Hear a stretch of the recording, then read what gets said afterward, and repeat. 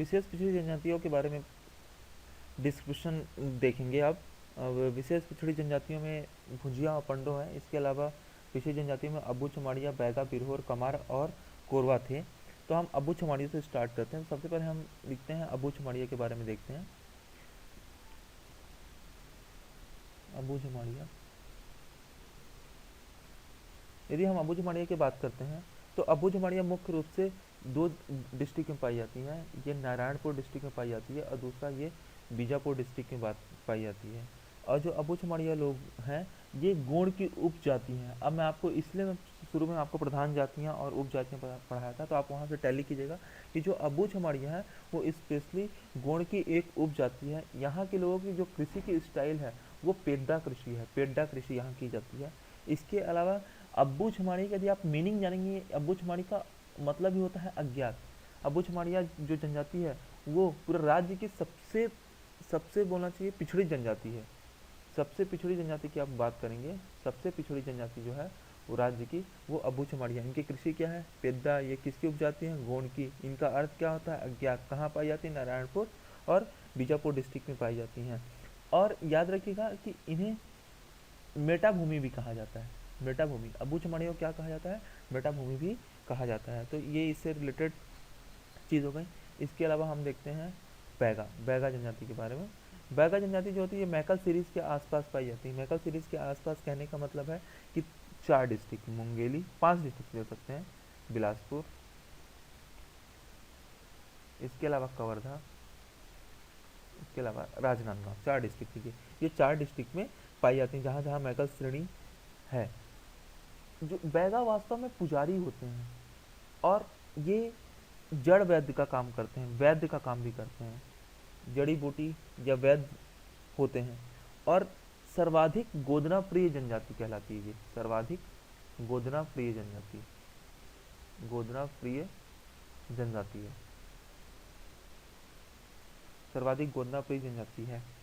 अब हम बात करते हैं तीसरा बिरहोर के बारे में। जो बिरहोर जनजाति है, बिरहोर जनजाति मुख्यतः 2 डिस्ट्रिक्ट में पाई जाती है। 2 डिस्ट्रिक्ट रायगढ़ और जसपुर है। वास्तव में बिरहोर का अर्थ होता है वंचर, बिरहोर को कहा जाता है वंचर।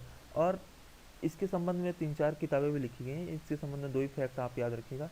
एक इनके संबंध में एक फैक्ट ये है कि एस.सी. रॉय जो थे उन्होंने द बिरहोर पुस्तक लिखी है। हालांकि मैं उन पुस्तकों को मैं एक साथ करके पूरी जातियों की जितनी भी पुस्तकें लिखी हैं उनको एक साथ करके बताऊंगा।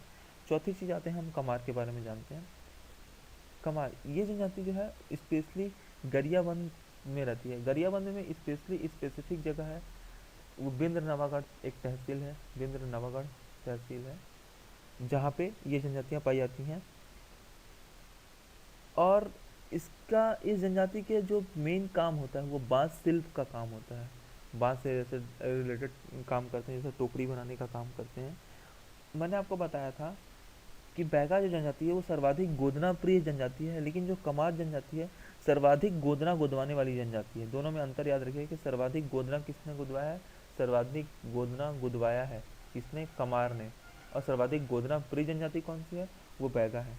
ठीक है, तो ये दोनों फैक्ट को आप मिक्स मत कर दीजिएगा।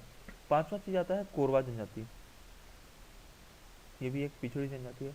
कोरवा जनजाति की बात करेंगे तो कोरवा जनजाति वैसे तो वास्तव में कोरिया, सूरजपुर, बलरामपुर, सरगुजा, कोरबा इत्यादि जगह पाए जाते हैं। इनको वास्तव में कोरबा जो होते हैं 2 तरीके के होते हैं, एक पहाड़ी कोरबा होते हैं और एक दिहाड़ी कोरबा होते हैं। दिहाड़ी, पहाड़ी कोरबा मुख्यतः जसपुर और सरगुजा डिस्ट्रिक्ट में पाए जाते हैं, जिसकी वजह से इनके 2 मुख्यालय वहाँ बनाए गए हैं। अंबिकापुर एक मुख्यालय है और एक जसपुर मुख्यालय है। कोरबा जनजाति की सबसे बड़ी खासियत है कि ये पेड़ के ऊपर ही ऐसे पेड़ है, यहीं पे मचान बना के यहाँ रहते हैं लोग। यहाँ मचान बना के इन लोग यहाँ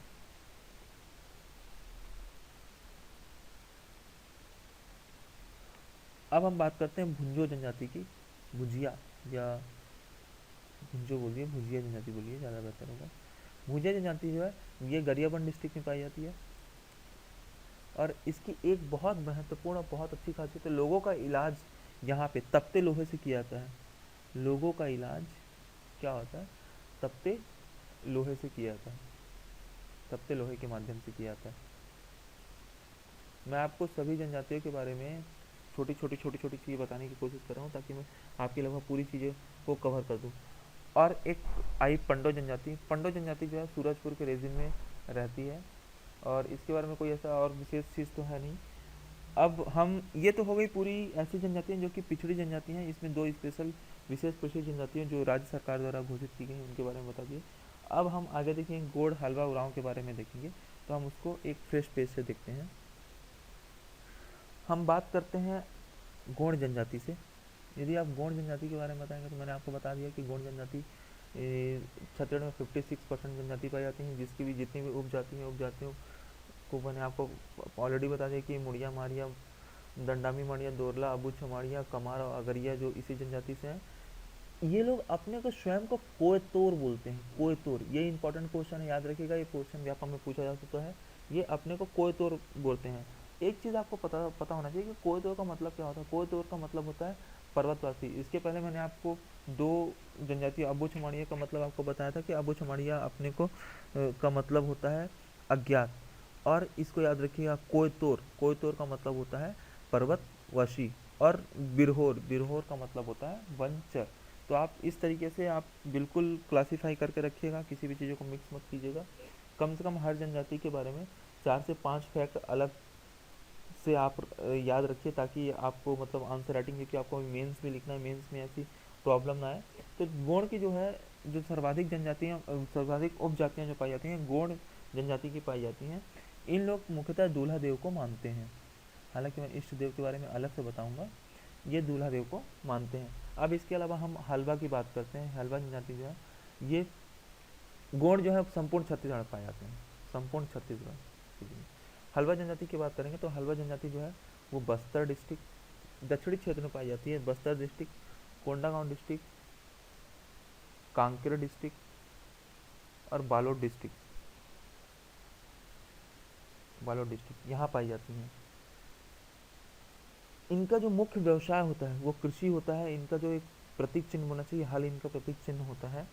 और ये सर्वाधिक सबसे समृद्ध जनजाति हैं, सबसे समृद्ध जनजाति हैं अपने आप, मतलब ये धनी जनजाति है, कहने का मतलब ये बहुत समृद्ध है। और सबसे ज़्यादा एक बहुत ही इंपॉर्टेंट चीज़ है जो शायद पूछ सकता है, कबीर पंथी धर्म को अपनाने के लिए सबसे ज़्यादा जो जनजाति आगे बढ़कर आ रही है वो हलवा जनजाति है, जो कबीर पंथी धर्म को अपना रही है, या अपनाने को सबसे आगे बढ़कर आ रही है। अब हम बात करते हैं बिंजवार के बारे में, बिंजवार जनजाति के बारे में। यदि आप भिंजवार जनजाति के बारे में बात करेंगे तो भिंजवार जनजाति मुख्यतः तीर से, ये मतलब अपने आप को, ये तीर से विवाह करने की प्रथा इनमें है। अपनी जाति का चिन्ह ये अपने आप को तीर का मानते हैं। और ये इनके प्रमुख देवता जो है 12 भाई बेटकर, इनके प्रमुख देवता क्या है, 12 भाई बेटकर की पूजा की जाती है। ठीक है, ये बलौदा बाजार के क्षेत्र में पाए जाते हैं। और बलौदा बाजार का नाम सुनते ही आपको एक चीज़ और पता होना चाहिए कि भिंजवार जाति से ही हमारे शहीद वीर नारायण सिंह जी थे। इसके अलावा सबरी कोल जनजाति से बिलोंग करती थी।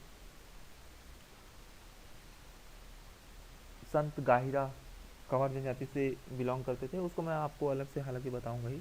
फिर उसके बाद हम आते हैं पारधी जनजाति के बारे में। पारधी जनजाति जो स्पेशली पाई जाती है, जीविका उपार्जन करके अपना जीविका उपार्जन के लिए ये आखेट करते हैं। और ये पक्षियों का स्पेशली शिकार करते हैं, पक्षियों का शिकार करने वाली जनजाति कहा जाता है। पक्षियों का शिकार करती हैं और आखेट से ही अपना जीवन चलाते हैं। ठीक है, अब कोरको जनजाति, कोरको का अर्थ ही होता है जमीन खोदने वाले। कोरको का अर्थ होता है जमीन खोदने वाले। कोरको जनजाति का मेन मुख्य काम भी क्या होता है, जमीन खोदने का काम होता है। ये जो जनजाति पाई जाती है ये सरगुजा, बलरामपुर और कोरिया डिस्ट्रिक्ट में भी इनके कुछ, कोरिया, हाँ कोरिया डिस्ट्रिक्ट में भी आपको कुछ जनजाति के बारे में पता चलेगा। यहाँ इसकी दो इम्पोर्टेंट, थापाटी और ढांडल नृत्य, दो इम्पोर्टेंट है, थापाटी और ढांडल नृत्य फेमस है इस जनजाति का। अब हम बात करते हैं शौरा, या याद रखिए एक सौता है एक शौरा है। शौरा जनजाति, ये स्पेशली जनजाति पाई जाती है महासमुंद में। ये जो जनजाति पाई जाती है वो महासमुंद में पाई जाती है। और शौरा जनजाति के लोग अपनी को सबरी का पूर्वज बताते हैं, सबरी का पूर्वज बताते हैं। और कुछ पुस्तकों में आप पढ़ेंगे तो सबरी कोल का पूर्वज थी, मतलब कोल जनजाति से बिलोंग करती।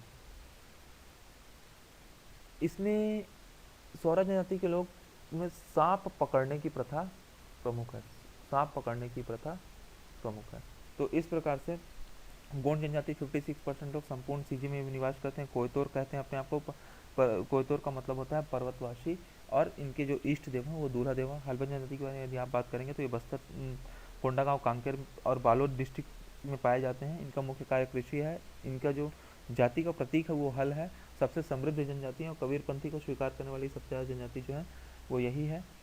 अब पारधी के बारे में बात करें तो पारधी पक्षियों का शिकार करने का या खेत के द्वारा अपना जीवन चलाने का काम करती है। पारधी जनजाति सेंट्रल छत्तीसगढ़ के कुछ रीजन और फिर बस्तर के रीजन में पाई जाती हैं।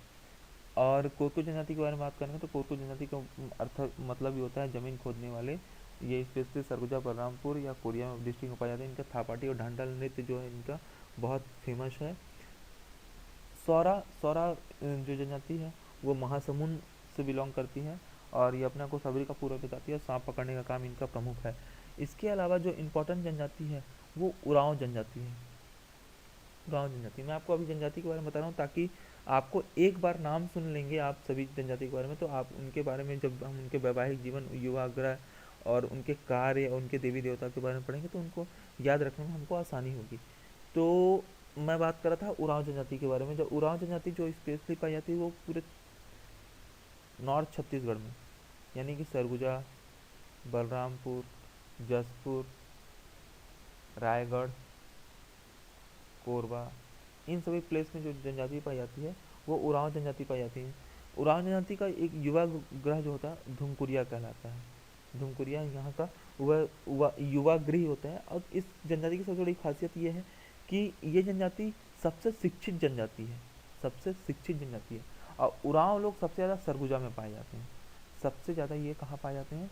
सबसे ज़्यादा ये सरगुजा में पाई जाती हैं और सबसे शिक्षित जनजाति है। ये इंपॉर्टेंट चीज़ है इसके बारे में। इसके अलावा ये सरना देवी की पूजा करते हैं तथा सरहुल नृत्य करते हैं। एवं कुरुक इनकी भाषा है, कुरुक इनकी भाषा हो गई। सरना देवी की पूजा करते हैं, सरना देवी सरहुल नृत्य करते हैं। ये इंपॉर्टेंट चीज़ होगी। तो उरांव के बारे में यदि आप देखेंगे सरगुजा, बलरामपुर, जसपुर, रायगढ़, कोरबा डिस्ट्रिक्ट में पाए जाते हैं। इनका व्याघ्र धुमकुरिया कहलाता है। सबसे शिक्षित जनजाति है, सबसे ज़्यादा सरगुजा में पाई जाती है। कुरुक इसकी भाषा है। सरना देवी और सरहुल नृत्य, सरना देवी उनकी इष्ट देव हैं और सरहुल नृत्य यहाँ का फेमस है। तो इस प्रकार से मैंने लगभग आपको सभी जनजातियों के बारे में बता दिया है। अब हम देखेंगे कि जनजातियों का जो समाज होता है वो पितृ सत्तात्मक समाज भी होता है।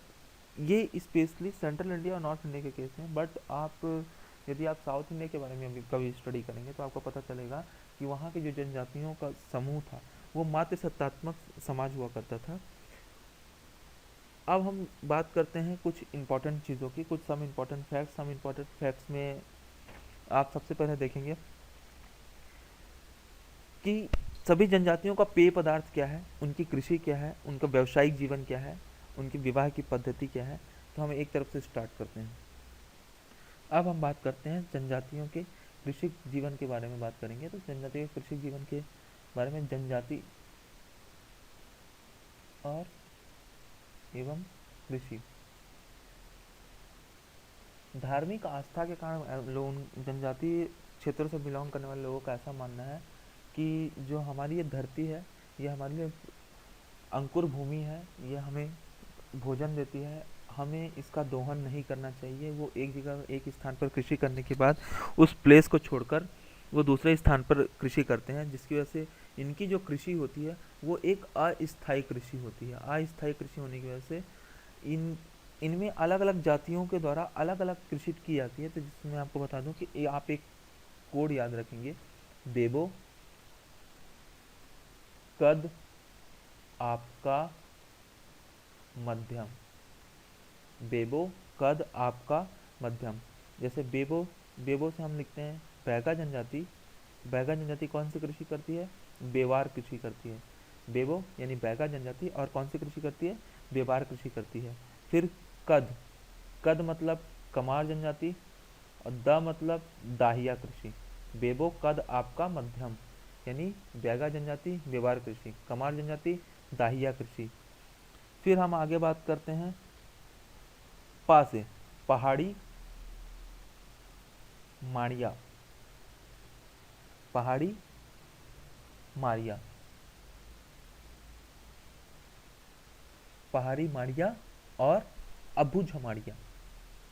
अब्बू झमाड़िया।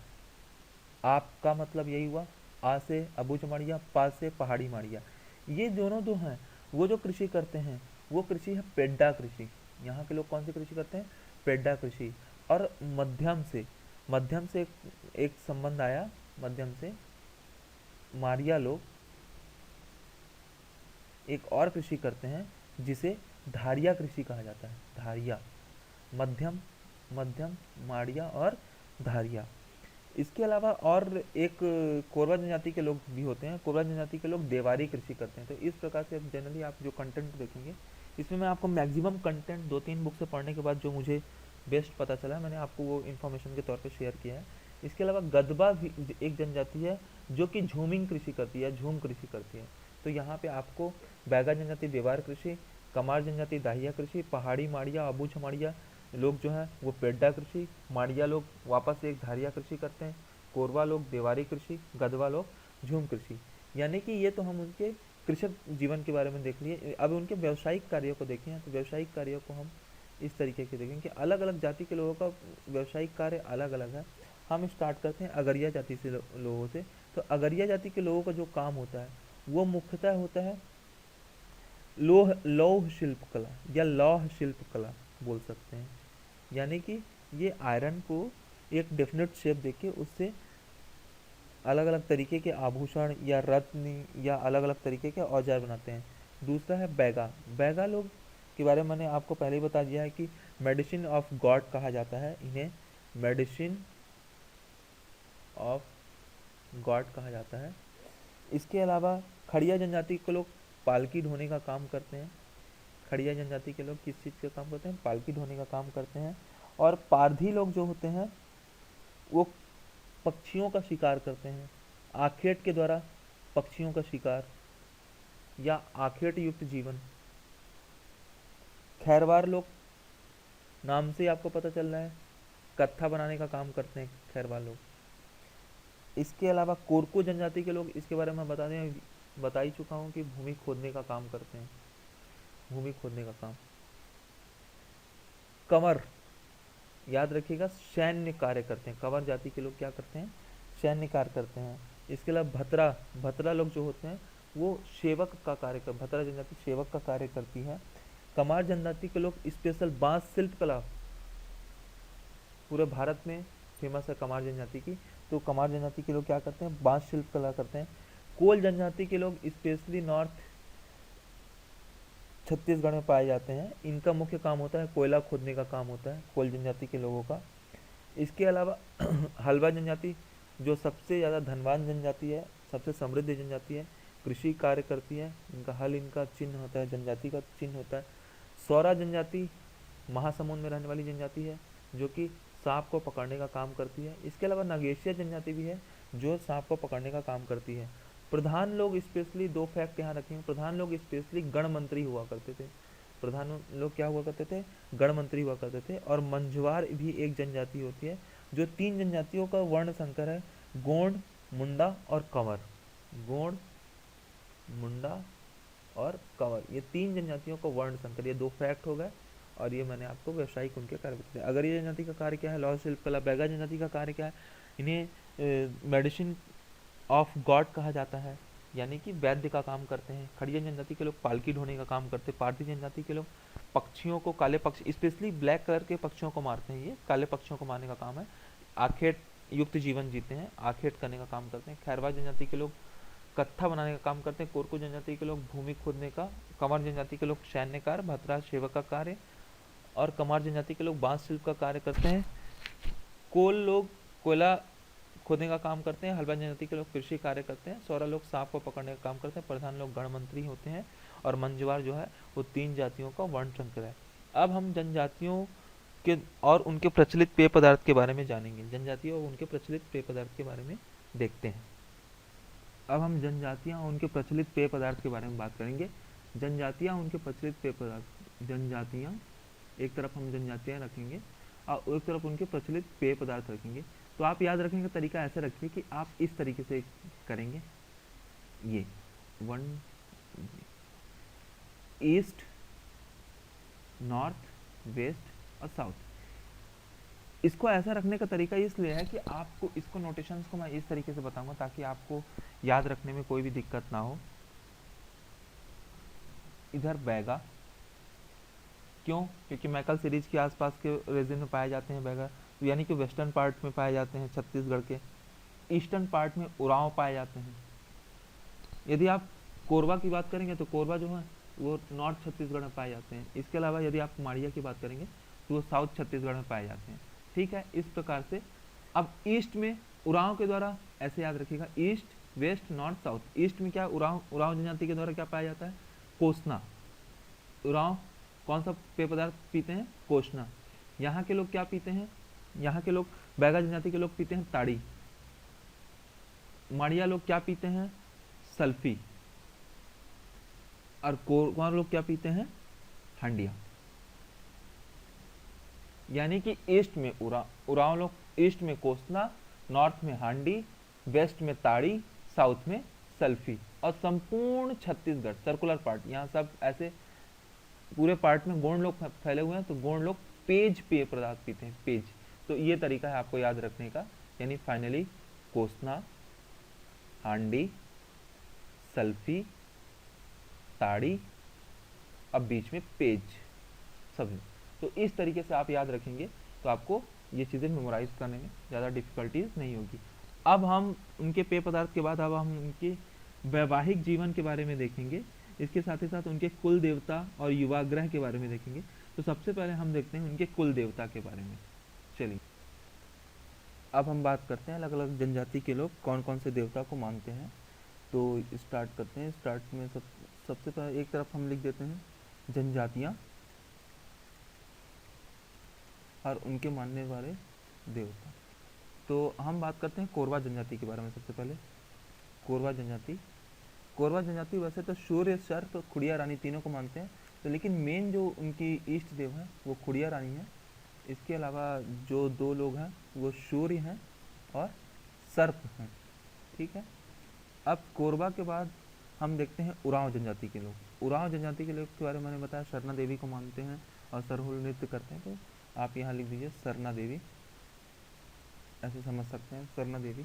इसके अलावा सरना देवी की जब पूजा किस समय की जाती है? साल वृक्ष की पूजा के समय इनकी पूजा की जाती है, ये भी आप याद रखिएगा। गोड़ जनजाति के लोग, गोड़ जनजाति के लोग दूल्हा देव की पूजा करते हैं और बैगा जनजाति के लोग बूढ़ा देव की पूजा करते हैं। ये आप कोडिंग से याद रखिएगा। बैगा जनजाति, गोंड जनजाति के लोग स्पेशली दूल्हा देव की पूजा करते हैं और बैगा जनजाति के लोग किसकी पूजा करते हैं? बूढ़ा देवता की पूजा करते हैं, बूढ़ा देव। ये उनके प्रधान देवता हैं। इसके अलावा उनके 2 देवता में दूल्हा देव और ठाकुर देव 2 लोग आते हैं।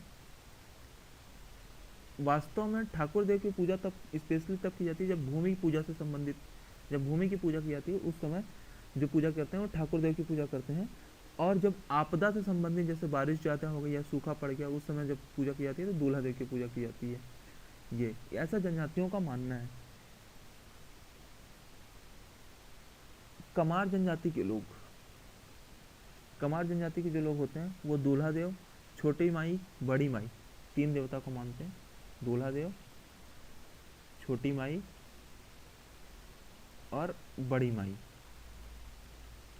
ये इसके अलावा कंवर जनजाति के लोग, ये इंपॉर्टेंट है, ये आपको जनरली नहीं मिलेगा बुक्स में।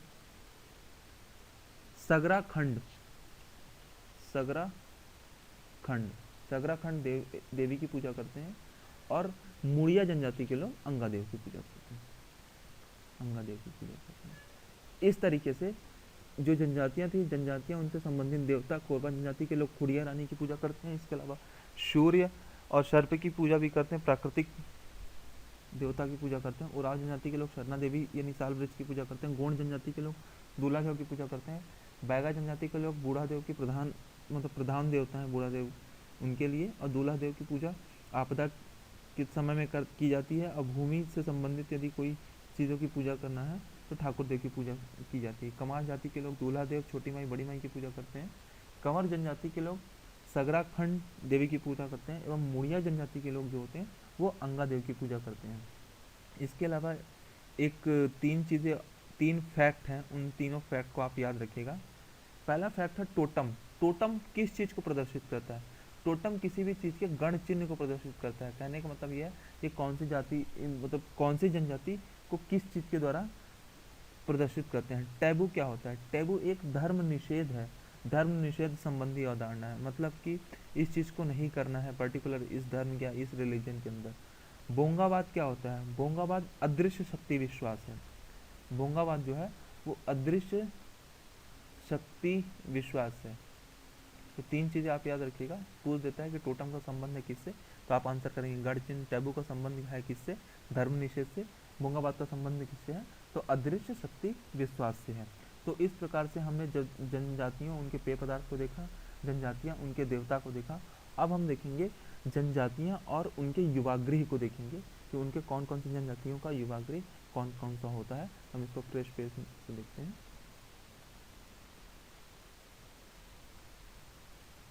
जनजातियाँ और उनके युवागृह, जहाँ वो पारंपरिक कार्य करते हैं, तो हम देखते हैं जनजातियाँ और उनका युवागृह। सीधे क्वेश्चन यहाँ से आता है, तो एक तरफ हम लिख रहे हैं जनजातियाँ और दूसरी तरफ हम लिख रहे हैं उनके युवागृह। जनजातियों में यदि आप बात करेंगे तो मुड़िया जनजाति के लोग घोटुल युवागृह में रहते हैं। मुड़िया जनजाति के लोग कौन से युवागृह में ना? घोटुल युवागृह में रहते हैं। और ये जो घोटुल है वहाँ पे दो चीज़ें होती हैं, पुरुष भी रहते हैं और महिलाएं भी रहती हैं। यहाँ से क्वेश्चन आता है, क्वेश्चन ये आता है कि जो पुरुष का मुखिया होता है वो क्या कहलाता है? पुरुष का मुखिया कहलाता है सिरेदार, और महिला की जो मुखिया होती है वो कहलाती है बेलोशा। बेलोशा। इसके अलावा जो वहाँ के सदस्य होते हैं, सदस्य युवक, स्पेशली वो कहलाते हैं चेलिक। क्या कहलाते हैं? चेलिक कहलाते हैं। और इसके अलावा जो वहाँ की सदस्य युवतियाँ होती हैं, सदस्य युवतियाँ, वो कहलाती हैं मोटियारिन। मोटियारिन।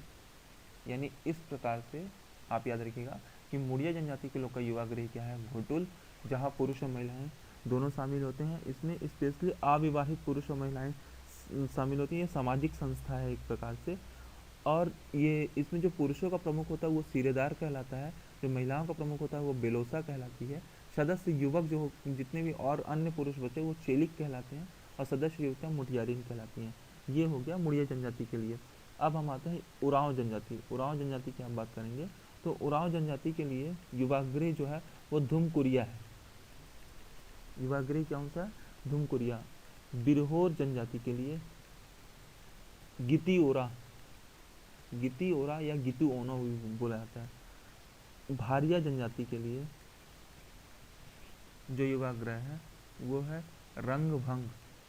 रंग भंग। और कुछ पुस्तकों में आपको रंग भंग भी दिखेगा, तो आप इस चीज़ को कंसिडर कीजिए, किसी भी चीज़ों को कंसिडर कर सकते हैं। भुइयाँ, भुइयाँ से धसर वाशा, याद रखेंगे। भूमि से भूमि धस जाएगी, भूमि भूमि भुइयाँ धसर वाशा। भारिया, भारी रंग भंग के साथ बिरहोर गितुओना, उरांव धुमकुरिया और माड़िया घोटुल। इस तरीके से आप याद रखें। घोटुल से संबंधित जो क्वेश्चन आ सकते हैं मैंने आपको बता दिया कि पुरुष घोटुल के प्रमुख को क्या बोलते हैं, पुरुष को क्या बोलते हैं सिरेदार, उनकी महिला को बेलोशा बोला जाता है, सदस्य युवक को चेलिक कहा जाता है, सदस्य युवतियों को मोटियारिन कहा जाता है। और इसके अलावा आप धुमकुरिया के बारे में आपको मैं डिस्क्राइब कर दूँ। धुमकुरिया में जो पुरुष प्रमुख होता है, पुरुष जो प्रमुख होता है वो कहलाता है धांगर महतो। धांगर महतो कहलाता है। और जो महिला पुरुष होता है, जो महिला प्रमुख जो होता है वो कहलाती है धांगर धांग धांगरिन, बोलिए धांगरिन बर्किन, धांगरिन बर्किन कहलाती है, धांगरिन बर्किन कहलाती है। इस तरीके से धांगर धांगर प्रमुख को क्या बोलते हैं, धांगर महतो, और धांगर प्रमुख स्त्री में धांगर बर्किन कहा जाता है। इसके अलावा इसी में पूना जोरावर, मजथुरिया, ये दो वर्ड भी यूज होते हैं। इस तरह से 13 वर्ष से कम उम्र के जो सदस्य होते हैं, 13 वर्ष से कम उम्र के सदस्य के लिए क्या यूज करते हैं, पूना जोरावर यूज किया जाता है। और 13 वर्ष से अधिक उम्र के लिए जो सदस्य को यूज किया जाता है वो मजथुरिया यूज किया जाता है वर्ड। स्पेशली ये क्वेश्चन पूछता है, मैं आपको इसलिए डिटेल में बताने की कोशिश कर रहा हूँ ताकि आपको इस वीडियो लेक्चर्स के माध्यम से तकरीबन आर्ट एंड कल्चर पे एटलीस्ट मैं आपको पूरी इन्फॉर्मेशन दे पाऊँ। तो होप ये चीज़ आपको समझ में आई होगी। अब हम बात करते हैं इनके वैवाहिक जीवन के बारे में। वैवाहिक जीवन के बारे में जनजाति विवाह के बारे में हम देखते हैं। तो जनजाति विवाह में वैसे तो जनजातियों में तकरीबन 10 से 12 ऐसे विवाह हैं जो इन छत्तीसगढ़ की प्रमुख जनजातियों में प्रचलित हैं। अलग अलग मैं कोशिश करूँगा कि आपको एक बेहतर फॉर्म में दे पाऊँ। सबसे पहले मैं उन विवाह की बात करूँगा जो समस्त जनजातियों द्वारा, समस्त जनजातियों में प्रचलित है। तो लिखेंगे इधर एक तरफ लिखेंगे जनजाति विवाह का प्रकार, एक तरफ लिखेंगे जनजातियाँ, एक तरफ प्रथा, किस तरीके से उसमें है क्या। तो जनजातियों में पहले ऐसे विवाह की बात करूँगा जो समस्त जनजाति के द्वारा किया जाता है। तो समस्त जनजाति के द्वारा जो विवाह किए जाते हैं उनमें सबसे पहला विवाह आता है पैडुल विवाह। पैडुल विवाह, ये पैडुल विवाह समस्त जनजातियों के द्वारा किया जाता है। समस्त जनजातियों के द्वारा किया जाता है पैडुल विवाह। इसमें प्रथा ये है कि लड़का लड़की के घर बारात लेके जाता है। नॉर्मल जो विवाह अभी तक चला आ रहा है, नॉर्मल विवाह, नॉर्मल लड़का लड़की के घर बारात लेके आता है। उसके अलावा दूसरा जो विवाह है वो पठौनी विवाह है। पठौनी विवाह, इसमें ये भी क्या है, समस्त जनजातियों के द्वारा किया जाता है। इस विवाह की खासियत ये है कि इसमें लड़की उल्टा, लड़की लड़के के घर बारात लेके जाती है, लड़की लड़के के घर बारात लेके जाती है। इसके अलावा अगला विवाह जो है वो भगेली विवाह, भगेली, ये भी समस्त जनजातियों में प्रचलित है, मतलब किसी भी जनजाति के लोग कर सकते हैं। लड़की लड़के के घर जबरदस्ती रहती है। इसमें लड़की जो होती है लड़के के घर जबरदस्ती रहती है, ये। और चौथा जो समस्त जनजाति के द्वारा अर उतो या अर उतो विवाह बोलते हैं, अर उतो विवाह, ये भी समस्त जनजातियों में फेमस है। इस विवाह की खासियत होती है कि इसमें विधवा का पुनर्विवाह होता है, विधवा पुनर्विवाह। इसके अलावा आप हम बात करेंगे गंधर्व विवाह की। यदि आप बात करते हैं गंधर्व विवाह, ये भी समस्त जनजातियों के द्वारा किया जाता है। इसमें लड़का जो रहता है विक्षिप्त लड़की से शादी करता है, लड़का जो होता है विक्षिप्त लड़की से शादी करता है। तो समस्त जनजाति के द्वारा होने वाले विवाह को मैंने एक अलग एक बंच बना दिया है, एक पैकेट बना दिया है ए। अब हम इसके अलावा और जो विवाह देखेंगे वो गोंड जनजाति के द्वारा देखेंगे। अब छठवां जो विवाह है वो गोंड जनजाति के द्वारा देखेंगे। गोंड जनजाति में अपहरण विवाह और पायसोतुर विवाह, अपहरण विवाह, पायसोतुर विवाह, यानी कि महिला का लड़की का अपहरण करके विवाह किया था, लड़की का अपहरण करके विवाह किया था। याद रखने के लिए सीता एक वर्ड, सातुर दिख रहा, पाय सीता वर्ड दिख रहा, तो पायसोतुर से याद रखिएगा। और या अपहरण विवाह, कि सीता का अपहरण किया गया था, उससे आप याद रखेंगे। दूध लौटावा विवाह, ये भी गोंड जाति में बहुत फेमस है। ये मैक्सिमम जो आप यदि आप विलेज एरिया में जाएंगे तो ये हमेशा देखने को मिलता है। ममेरे फुफेरे भाई बहनों का विवाह, ममेरे फुफेरे भाई बहनों का विवाह, इसको दूध लौटावा विवाह भी कहा जाता है। इसके अलावा गुरावट विवाह भी एक इम्पॉर्टेंट है। गुरावट विवाह को भी आप समस्त जनजाति में आप कंसिडर कर सकते हैं। इसको आप इस पैकेट में रखिएगा तो ज़्यादा बेहतर है। गुरावट विवाह का खासियत ये है, गुरावट विवाह या इसी को बिनवा विवाह बोलते हैं, इसमें वर वधु का आदान प्रदान किया जाता है। यानी कि जैसे एक हस्बैंड की शादी यदि उसकी वाइफ से हुई है, तो उसकी वाइफ का भाई और जो हस्बैंड है उसकी लड़की, दोनों की आपस में शादी होगी थी, यानी वर वधु का आदान प्रदान होता है। ये एक कॉन्सेप्ट हो गया। और विवाहों में यदि आप देखेंगे तो बिंजवार जनजाति के द्वारा एक फेमस विवाह तीर विवाह जिसे कहा जाता है, वो स्पेशली किसके लिए है? बिंजवार जनजाति के लिए है, बिंजवार जनजाति के लिए। ये बहुत ही फेमस विवाह है, इसको आप याद रखिएगा। तीर विवाह कौन सी जनजाति में प्रचलित है?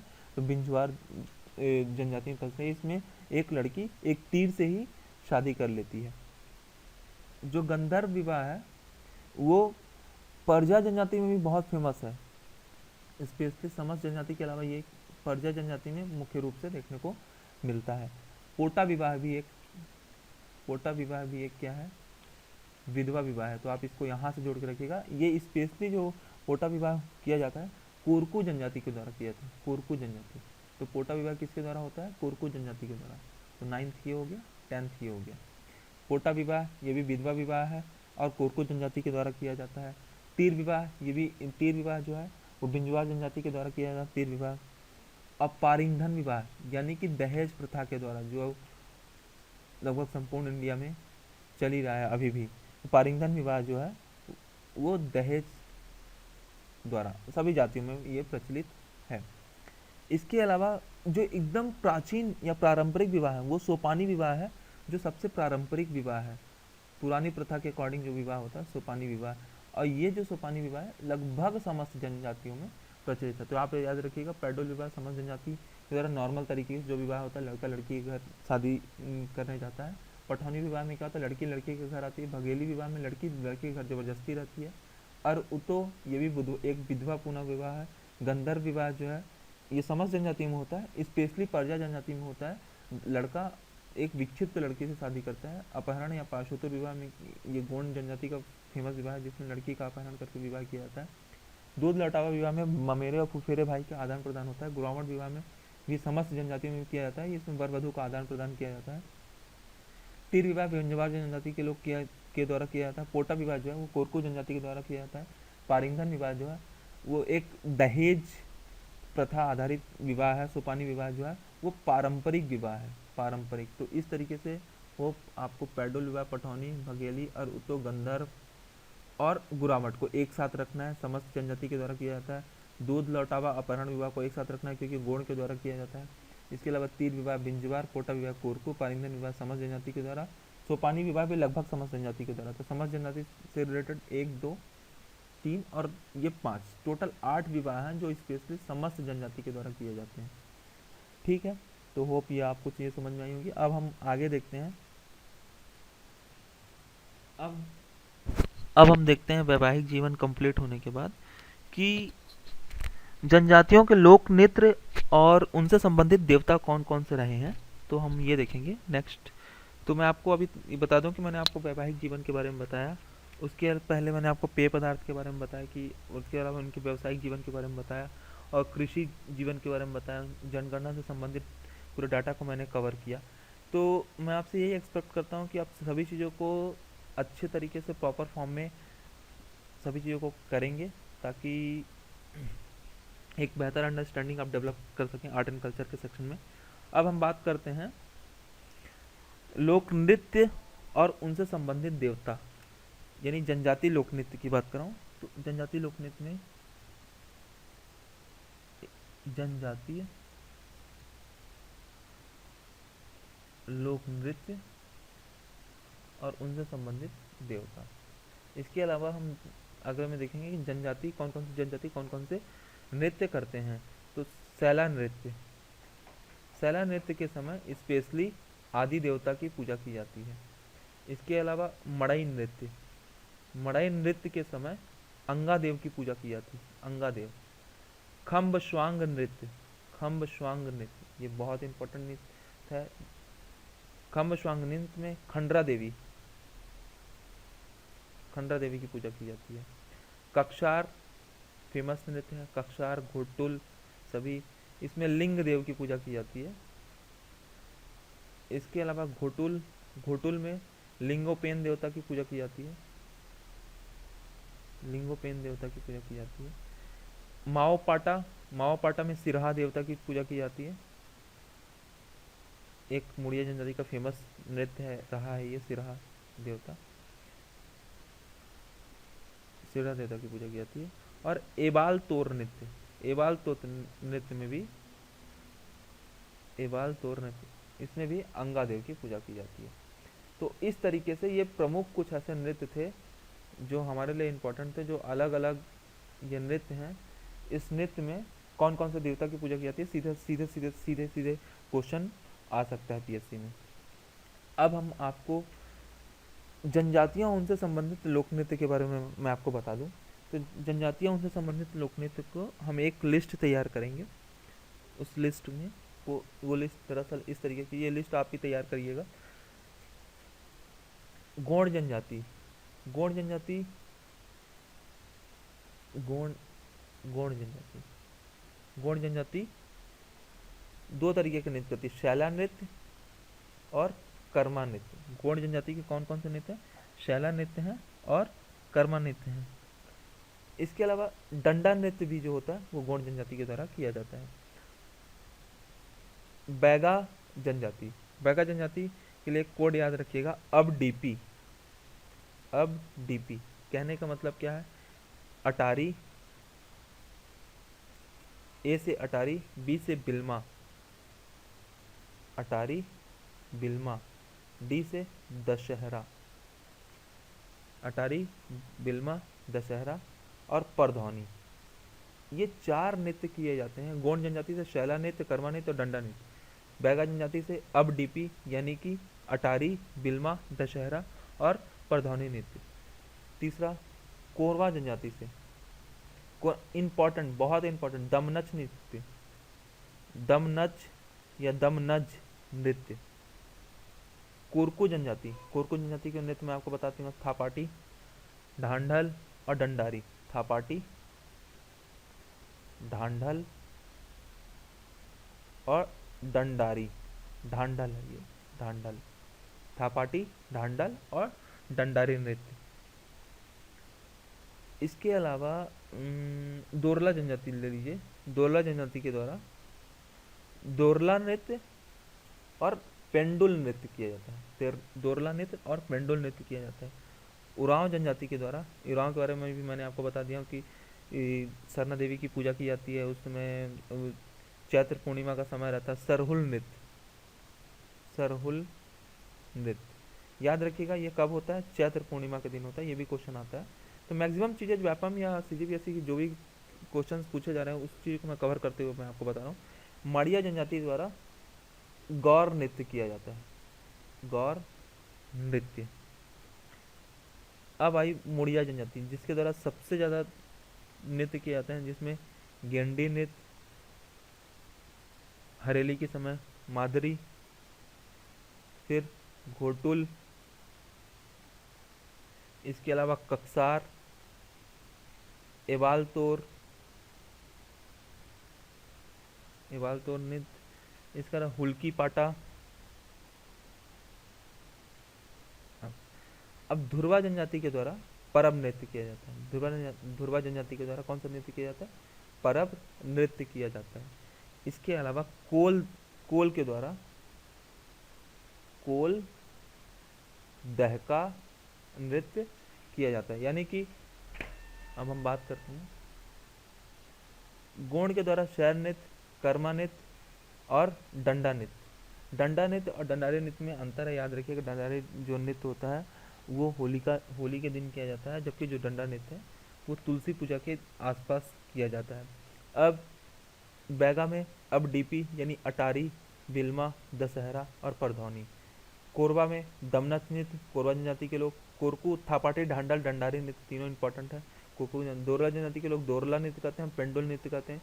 उरांव जनजाति के लोग सरहुल नृत्य करते हैं चैत्र पूर्णिमा के दिन। माड़िया जनजाति के लोग गौर नृत्य करते हैं। मुड़िया जनजाति के लोग गेंडी, मांदरी, ये पूरा एक बंच है, एक हुल्की, कक्सार, घोटुल, मांदरी, गेंडी, एबालतो, ये माड़िया जनजाति के द्वारा। धुरवा जनजाति के द्वारा परम नृत्य, कोल के द्वारा कोल दहका नृत्य। इसके अलावा यदि आप और नृत्य की बात करेंगे तो लगभग इसमें बायसन हॉर्न का एक नृत्य होता है, जिसमें जो माड़िया जनजाति के द्वारा किया जाता है। इसमें भैंस की सींग लगा के नृत्य करते हैं। और मैंने लगभग लगभग सभी नृत्य को कवर कर लिया है। गेंडे नृत्य को डिटोम नृत्य भी कहा जाता है। एक आप फैक्ट लिखना चाहें तो लिख सकते हैं, गेंडे नृत्य जो होता है उसी को डिटोम भी कहते हैं। डिटोम नृत्य, ये क्वेश्चन भी आ चुका है, तो डिटोम नृत्य भी कहा जाता है। ठीक है, होप ये इतनी चीज़ें आपको क्लियर हो गई होंगी। तो मैंने ना आपको लगभग लगभग आर्ट एंड कल्चर से संबंधित जितनी भी चीज़ें थी लगभग, तो मैंने आपको सभी चीज़ें क्लियर कर दी हैं। अब मैं आपको थोड़े से त्योहार के बारे में और उनसे संबंधित पुस्तक के बारे में बताऊंगा। तो हम इसको फ्रेश पेज में देखते हैं।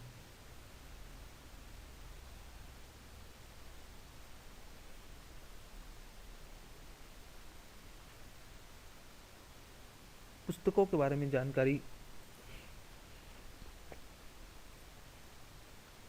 जनजातीय अध्ययन टॉपिक डाल सकते हैं हम, जनजातीय अध्ययन या जनजातीय से संबंधित पुस्तकें। जनजातीय अध्ययन या संबंधित पुस्तकें। जनजातीय अध्ययन या संबंधित पुस्तकों में सबसे पहले हम वेरियर एल्विन की पुस्तकें देखेंगे। वेरियर एल्विन की जब पुस्तकें देखते हैं तो उसमें द वैगास, दिगौर, the Agaria, the Muria and their Ghotuls, the Muria and their Ghotuls, ये यानी वेरियर एल्विन की द वेगास, गौर, the Agaria, the Muria and their Ghotuls, ये पुस्तकें, ये 4 पुस्तकें फेमस हैं। इसके अलावा श्यामा चरण दुबे की, श्यामा चरण दुबे की दी कमार पुस्तक फेमस थी। इसके अलावा एच सी रॉय मैंने आपको बताया था, बिरहोर, द बिरहोर पुस्तक फेमस है एच सी रॉय की। बिरहोर वही जनजाति है जो जिसमें लड़कियों के द्वारा तीर विवाह करने की प्रथा है। और एक इम्पॉर्टेंट मोस्ट जॉर्ज गियर्सन, ये इम्पॉर्टेंट राइटर हैं जॉर्ज गियर्सन। इन्होंने दमाड़िया एंड देयर, दमाड़िया गॉड्स ऑफ बस्तर, दमाड़िया गॉड्स ऑफ बस्तर लिखा है, गॉड्स ऑफ बस्तर, ये जॉर्ज गियर्सन ने लिखा है। इसके अलावा यदि आप पुस्तकों में देखना है, the tribal economy, the tribal economy, ये लिखा गया दयाशंकर के द्वारा, दयाशंकर के द्वारा, दयाशंकर ने लिखी द ट्राइबल इकोनॉमी। और हालांकि लगभग बुक तो सभी कंप्लीट हो गई हैं। इसमें एक द भील भी कभी कभी क्वेश्चन में पूछता है, तो द भील भी आप रखना चाहें तो ये रख सकते हैं, द भील। ये सबसे ज़्यादा मध्य प्रदेश में सबसे ज़्यादा जो जनजाति क्षेत्र में भील ही ऐसी जनजाति है जो स्पेशली पाई जाती है। और टीबी नायक ने इसके बारे में लिखा है, टीबी नायक। तो इस प्रकार पुस्तकों के बारे में लगभग सभी चीज़ें खत्म है। यदि आप महत्वपूर्ण तथ्य की बात करेंगे तो सबसे बड़ी जनजाति की यदि आप बात करते हैं तो वो गोंड है। सबसे साक्षर जनजाति की यदि आप बात करेंगे तो वो उरांव है। सबसे विशिष्ट जनजाति की यदि आप बात करेंगे तो वो है मुड़िया। सर्वाधिक गोदना प्रिय जनजाति बैगा। सर्वाधिक गोदना गोदवाने वाली जनजाति कमार। बांस शिल्प से संबंधित जनजाति कमार। लोहे, तपते लोहे से उपचार करने वाली जनजाति पंडो, सॉरी भुंजिया, भुंजिया बोलिए। जो पंडो है वो जो अपनों को पांडव का वंश बताती हैं, वो पंडो। आर्थिक रूप से सबसे मजबूत जनजाति जो है वो हल्बा। तो इस तरीके से लगभग जनजाति, अनुसूचित जनजाति की बात करा मैं, अनुसूचित जाति नहीं, अनुसूचित जनजाति से संबंधित लगभग मैंने मैक्सिमम चीज़ों को कवर कर दिया है। और होप ये वीडियो आपको बहुत हेल्प करेगा। आप इसमें कमेंट्स ज़रूर कीजिएगा और